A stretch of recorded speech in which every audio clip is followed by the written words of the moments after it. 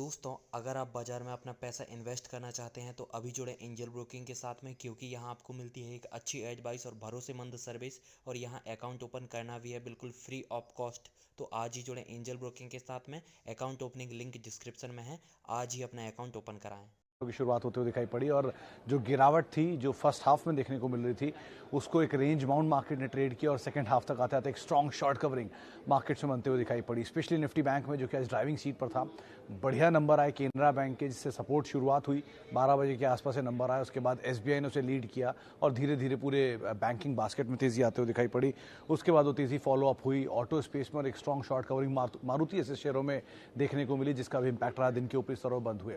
बिकवाली थी आज मिड कैप में भी आज एफएंडो के जो मिड कैप स्टॉक्स हैं उनमें तेज बिकवाली थी। मिसाल के तौर पे यूनाइटेड स्पिरिट्स, मिसाल के तौर पे India bulls, housing, real estate, Apollo hospital, Jubilant food, ये कुछ ऐसे नाम है जहां पर तेज बिकवाली बनते हुए दिखाई पड़ रही थी। ऑब्वियसली बात है, एफएंडो एक्सपायरी थी तो बहुत हद तक रोल ओवर के सिचुएशंस का इंपैक्ट देखने को मिल रहा था। कुछ जगहों पे शॉर्ट्स और शॉर्ट्स की शॉर्ट कवरिंग इंटेंसली होते हुए दिखाई पड़ी। कुछ जगहों पर जो ब्रॉडर बेस्ड बाइंग है वो आते हुए दिखाई पड़ रही थी। मिसाल तौर पर अच्छे नंबर सुखजीत स्टार्च के आया तो गुजरात अंबुजा एक्सपोर्ट में भी उसका एक रिएक्शन देखने को मिला।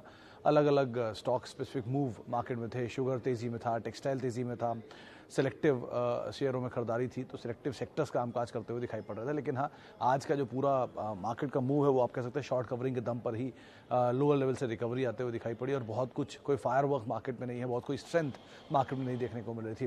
सुबह पालविया साहब से बातचीत हो रही थी मेरी, तब उन्होंने कहा था कि 16,830 जो ये कल का लो था, यानी बीते सत्र का, उसके आसपास अगर मार्केट आता है तो वहाँ से आप बाय करेंगे और वहाँ से एक पुल बैक आएगा। वो पुल बैक वहीं के आसपास 16,850 के लोज बने, वहाँ से घूमा और 17,100 17,200 के जोन से जहाँ से वो बेकार बिकवाली करे चलेंगे। तो आप उस हिसाब से अपनी रणनीति यहाँ पर बना सकते हैं। लेकिन हाँ, बैंक्स जो हैं वो थोड़े बेटर साइड पे, ज़्यादा बेटर पोजीशन इस समय फिलहाल दिखाई पड़ रहे हैं बाकी इंडेक्स से कंपैरिजन में। अच्छा, ये पूरी सीरीज कमजोर रही। निफ्टी आधा % के आसपास टूटा। निफ्टी बैंक हालांकि चला 8 साढ़े 8% और पीएसयू बैंक उससे ज़्यादा 8.5% के आसपास बढ़त वहाँ पर रही। पीएसयू सेक्टर्स में तेजी थी, ऑटो में तेजी थी, बिकवाली आईटी में लगातार जारी है। 13% ये सेक्टर टूट चुका है इस पूरी सीरीज में। ऑब्वियसली बात है, 55% की तेजी के बाद थोड़ी बहुत बिकवालियाँ बनती भी है तो वो देखने को मिल रही थी। मेजरली अब सवाल जवाब का सिलसिला शुरू कर लेते हैं और बातचीत कर लेते हैं कुछ सवालों को लेकर भी। सबसे पहला सवाल जो मेरे पास आया है वो है map my India long term view. Mishra साहब, क्लाइंट अच्छे हैं, हुंडई, एमजी जैसे क्लाइंट्स हैं इनके पास, मार्जिन भी ठीक ठाक है। लेकिन पहली चीज़, किसी भी आईपीओ में जो 2021 में आया है, ऐसा कोई आईपीओ नहीं है जो ओवर प्राइस ना हो। जो मैं पहले दिन से कह रहा हूँ और आज भी कह रहा हूँ, तो ओवर प्राइस माल कभी नहीं लेना चाहिए, 1। दूसरा, थोड़ा दिखा लेने दीजिए अपना जौहर जो भी है। एक बड़ी तेज़ी दिखाई है ना पूरे सेक्टर ने, पूरे आईपीओ मार्केट ने, तो ज़रा 2-4 क्वार्टर के नंबर आने दीजिए, अपने आप ही सिचुएशन क्लियर हो जाएगी कौन कितना बेहतर है कितना बेकार। तो ज़रा सिचुएशंस आ जाए, नंबर्स आ जाए, उनके बाद कॉल लीजिए किसी भी का। कोई ऐसा तो है नहीं कि कल ये मिलेगा नहीं, परसों ही मिलेगा नहीं, 1 साल बाद नहीं मिलेगा, 2 साल बाद नहीं मिलेगा। नंबर आएंगे तब भी मिल ही रहा होगा ना, तब ले लीजिएगा, कहाँ भागा जा रहा है। थोड़ा नीचे मिलेगा, थोड़ा ऊपर मिलेगा, लेकिन एटलीस्ट सिचुएशन क्लियर होने के बाद मिलेगा। तो इतनी पैनिक में लेने की ज़रूरत नहीं है, आ जाने दीजिए। नंबर्स 2-3 क्वार्टर के परफॉर्मेंस देख लीजिए, उसके बाद कॉल लीजिए, वो ज़्यादा बेटर रहेगा। अभी इसमें आउटराइटली मत उतरिए। ओके, सोना BLW लॉस में। ध्रुव पटेल साहब, अगर आपने अपना पैसा डाला हुआ है तो आप क्यों लॉस में से बेचेंगे? माना ये शेयर एक तरफा चला है, उसके बाद नीचे आ रहा है, ठीक है, ऑटो एंसिलरी कंपनी है, ठीक ठाक बिजनेस में है, ईवी की बातचीत है, बहुत कुछ खोने के लिए तो नहीं है। लेकिन हाँ, ये बात भी सही है कि आपने किस एंड पे खरीदा है वो डिपेंड करता है। अगर आप ऊपर के लेवल पे एंटर कर चुके हैं तो बहुत लॉस हो ही रहा है ऑब्वियसली। तो कोई भी तेज़ी मिलती है, कॉस्ट के आसपास आए, निकल जाए, वो ज़्यादा बेटर है। आप मार्केट को इस तरह से सोचिए कि वो सेविंग के लिए है, अगले 20 साल, अगले 10 साल के लिए। इसलिए तरह के नहीं कि वो लॉटरी एज में आज आप डालेंगे 2 दिन बाद निकल जाएंगे। ऐसे सोचेंगे तो शायद पैसा नहीं बनेगा। सेविंग्स के तौर पे सोचेंगे तो आप बढ़िया पैसा बनाएंगे, बढ़िया as an real wealth create करेंगे। बहुत सारे नाम ऐसे मैं गिना सकता हूँ जो पिछले 10 साल में वेल्थ क्रिएट कर गए। मिसाल तौर पे एग्जांपल देता हूँ, करीब 5,000 के जोन्स में या 4,500-6,000 के जोन्स के आसपास तक पहुँच गया था ये जुबिलेंट फूड का share.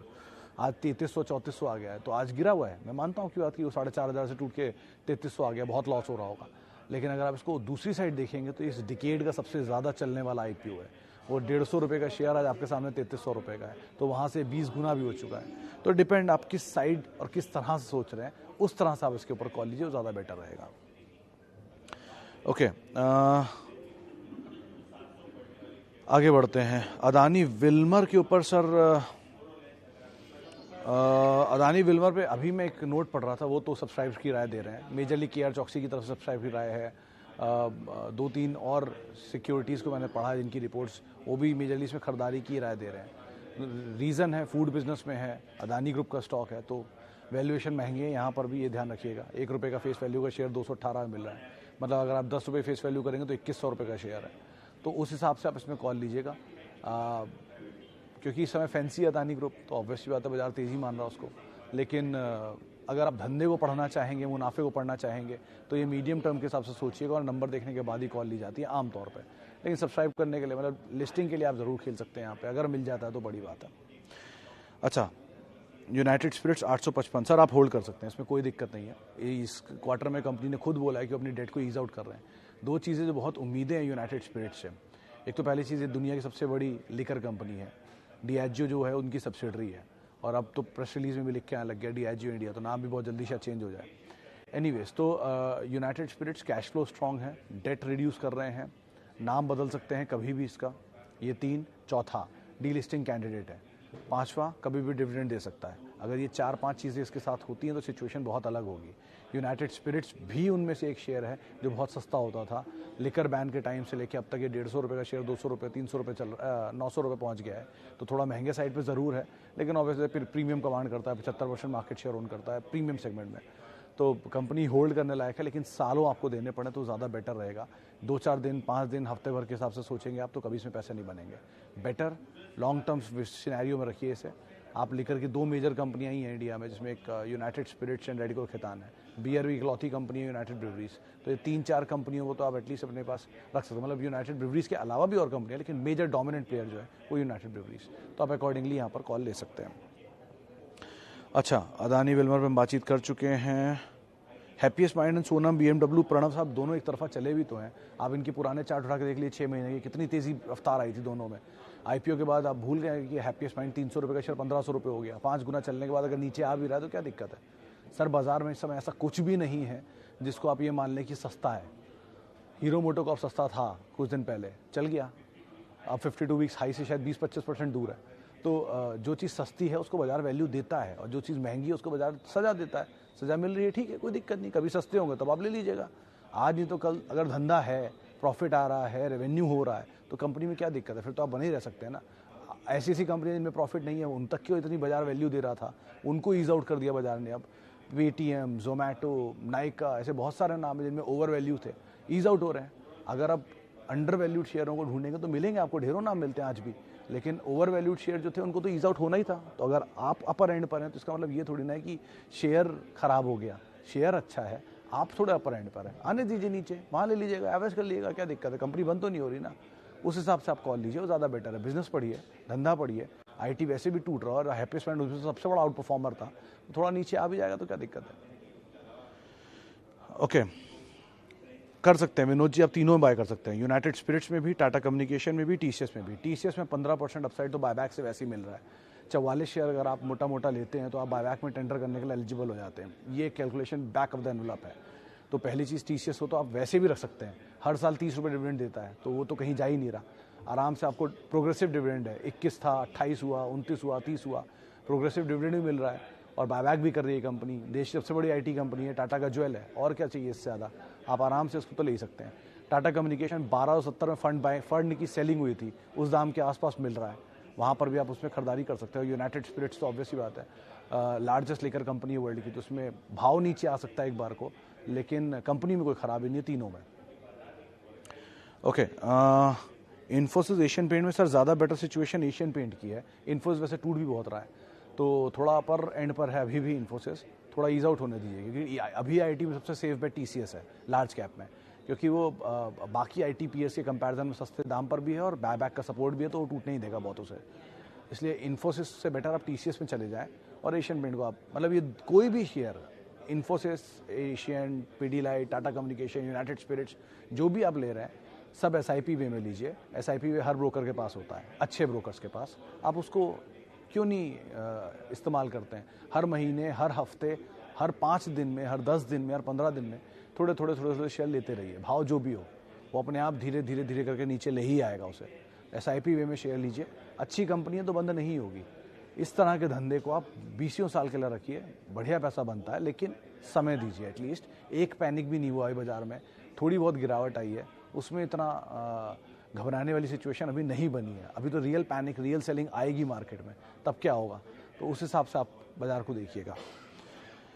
Okay, HCL tech, Wipro and Birla soft. Sir Birla soft ज़्यादा टूट रहा है तो ज़्यादा जल्दी फेवर में वही आएगा, लेकिन HCL टेक ज़्यादा बेटर है। आप अगर IT का चार्ट उठा के देखेंगे सारी कंपनियों का, तो उसमें सबसे बेहतरीन आउट परफॉर्मेंस लार्ज कैप में HCL टेक की तरफ से आती है।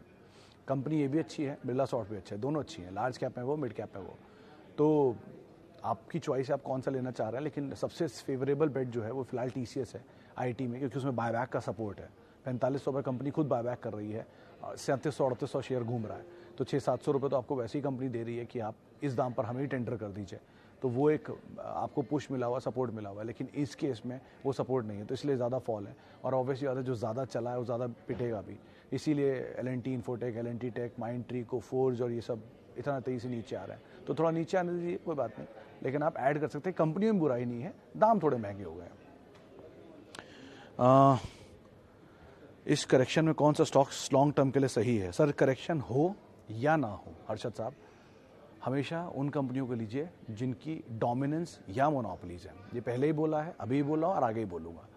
लार्जेस्ट कंपनियां आप दो तरीके से चुन सकते हैं। जब आपको बाजार में कुछ नहीं पता तो सबसे सिंपल है, टॉप 5 कंपनीज ऑफ इंडिया, उनमें पैसा डाल दीजिए। वो कहीं नहीं जा रहे हैं, वो 5 ऊपर नीचे होते रहेंगे, लेकिन उनमें कहीं नहीं पैसा नहीं डलेगा। दूसरा, आप मोनोपोलीज ले सकते हैं, Asian Paints, Pidilite, Maruti, United Spirits, United Breweries, TCS, ये वो कंपनियां जिनकी डोमिनेंस है इधर या मोनोपोलीज है, तो ये वो प्लेयर्स के साथ रही है। मिड कैप में अगर आप जाना चाहते हो तो मिड कैप में वो अच्छे अच्छे नाम है। मिसाल तौर पर largest real estate company DLF को छोड़ दीजिए, आप चाहें तो गोदरेज में जा सकते हैं, IB में जा सकते हैं। इसके अलावा हाउसिंग फाइनेंस में HDFC लार्जेस्ट प्लेयर है, मुथूट फाइनेंस बहुत अच्छी कंपनी है। लाइकवाइज आप चुनिए कौन से डोमिनेंट प्लेयर हैं, मार्केट शेयर जिनके ज़्यादा हैं, उनके साथ रहिए, ताकि एटलीस्ट वो गिरावट में नीचे आएंगे, वापस घूम के ऊपर आ जाएंगे। तो आप वैसे कॉल यहाँ पर लेकर चल सकते हैं। Okay, bank of Baroda, Canara bank. Sir Canara bank पे आज ही सुबह बाय आई थी राजेश पालिया साहब की, उनके टारगेट तो अचीव हो गए, आपके पता नहीं कितने ऊपर के टारगेट्स हैं, लेकिन वो बैंक ऑफ बड़ौदा और केनरा दोनों पे बुलिश हैं। आप फिलहाल के लिए एटलीस्ट बने रह सकते हैं। माइंडट्री होल्ड करिए अभिषेक साहब। ये बात सही है कि पूरा IT पैनिक में नीचे आया हुआ है, लेकिन एक लेवल पर आकर रुकेंगे भी। ऐसा नहीं है कि बिकते ही चले जाएंगे और जीरो हो जाएंगे। कंपनियां हैं, धंधे हैं, जब तेज़ी में भी धंधा था और मंदी में भी धंधा है। एक क्वार्टर ऊपर नीचे होता है, चलता है, लेकिन होल्ड करिए। कंपनियां ख़राब नहीं है, L&T की सब्सिडरी है, one of the largest IT companies हैं। आप आराम से बने रहिए, पैनिक में मत आइए। कोई भी चीज़ फिलहाल बाजार की इस बिकवाली में बेचिए मत, पैनिक में आके खरीदिए। आपको उल्टा करना होता है, जब बाजार टूटता है तो घबराने की बजाय और लेना होता है। अगर वो अच्छी कंपनी है तो, बुरी है तो किसी भी धंधे में किसी भी भाव में मत उतरिए, उसमें ज़्यादा बेटर है। अच्छी कंपनी है माइंडट्री, कोई दिक्कत नहीं है, आप आराम से बने रहिए। कहीं आपकी खरीदारी से नीचे आए तो आप इसको फर्दर ऐड कर सकते हैं। ओके, आगे बढ़ते हैं। और L&T tech versus Tata Elxsi. Sir ज़्यादा बेटर तो टाटा एलेक्सी है, लेकिन ऑलरेडी बहुत भागा है, तो एक ऊपर की तरफ जा रहा है, एक नीचे की तरफ जा रहा है। तो अभी आप नीचे वाले के साथ जाइए, टाटा L&T टेक, क्योंकि टाटा एलेक्सी कंपनी ज़्यादा बेटर है, लेकिन वो भागा हुआ है। L&T नीचे आया हुआ है, तो वो आप एक बार को ले सकते हैं। आउटराइटली ना टाटा एलेक्सी लीजिएगा ना L&T टेक लीजिएगा, थोड़ा थोड़ा आप दोनों ले सकते हैं। थोड़ा थोड़ा ऐसे थोड़ी थोड़ी क्वांटिटी में, जैसे ही दोबारा आपको नीचे मिलेगा आप और ऐड कर सकते हैं। ये करिए, ज़्यादा बेटर रहेगा, लेकिन भागती हुई चीज़ के साथ एटलीस्ट मत जाइए। चलिए, फिलहाल अब इतने ही सवालों को मैं शामिल करता हूँ। माफ़ी उन सभी लोगों से जिनसे आज हम बातचीत नहीं कर पाए। बहुत बहुत शुक्रिया आप सभी लोगों का सवाल पूछने के लिए। कल आपसे मुलाकात होगी और धीरे धीरे हम बजट की तरफ जा रहे हैं, तो ज़रा कैश पे रहिए। अगर आपके पास पैसा है तो आप होल्ड करिए, नी जर्क रिएक्शंस का वेट करिए बाजार में नया पोजीशन लेने के लिए, और तेज़ी में, पैनिक में एटलीस्ट जब से बिकवाली हो तब माल बेचिए मत। ये सबसे ज़्यादा ज़रूरी है।